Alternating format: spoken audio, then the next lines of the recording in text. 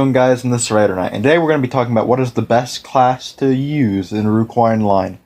As a lower level, you may not know what class is the superior class, and I'm going to be teaching you today overall some differences and some advantages and disadvantages of both of all three of the classes. And we're going to start off with Melee. Melee is a pretty good little class because it has multiple little perks. Of course, it is very strong with defense because it can utilize the Icy Shield as well as a regular chestplate and a regular frozen helmet.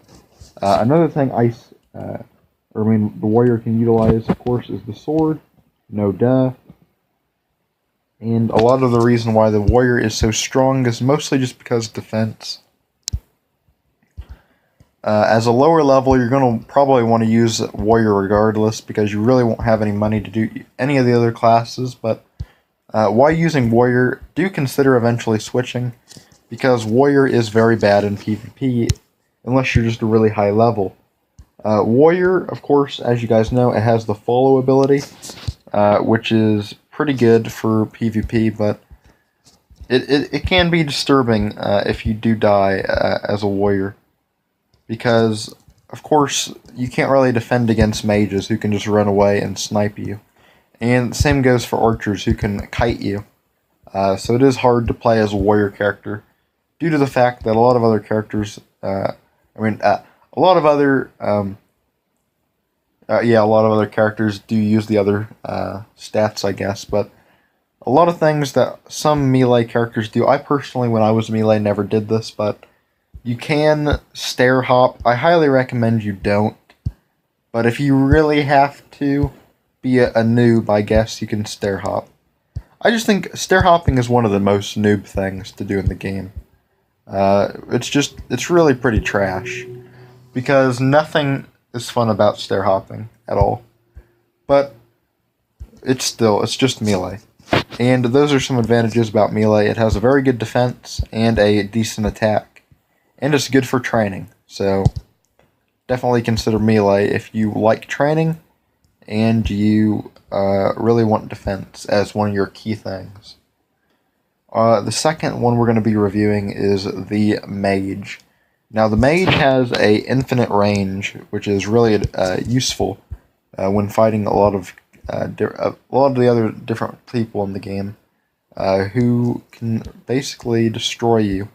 Because Mage may have the strongest and longest ranged attack, but it also has the worst defense in the game because it can't utilize hardly anything. And its gear here is a lot weaker than the Archer's gear. So it's kind of bad when you're looking at the Mage for defense reasons. So it is a little bit worrying, but the Mage can actually train fairly well. You can train with the Mage, and you can power train a little bit easier, I believe, than the Warrior, since you have overall more tick options when it comes to the Mage. But the Mage can be a little bit harder to play as. It's hard to save gold because it's just so expensive to play as this character in class. But if you really want to work hard and you enjoy PvP, this is probably the class for you. For Archers, I think Archer is more of a balanced class in the middle.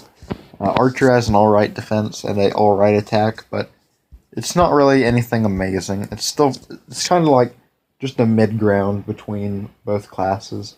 But the Archer does have one massive advantage, which is farming gold. You can farm gold and you can get a lot of experience really quickly with the Archer. The Archer is an experience and gold farming class. So if you really enjoy farming, the Archer is for you. So just another quick overview of all three of the classes. The Warrior is probably best for a trainer who likes to train up stats a lot, but yeah. The Archer is for farmers who like gold and experience, and the Mage is probably going to be for your people who just want to get into the game and PvP a lot. So we have training, farming, PvP. That's basically kind of the whole thing about it.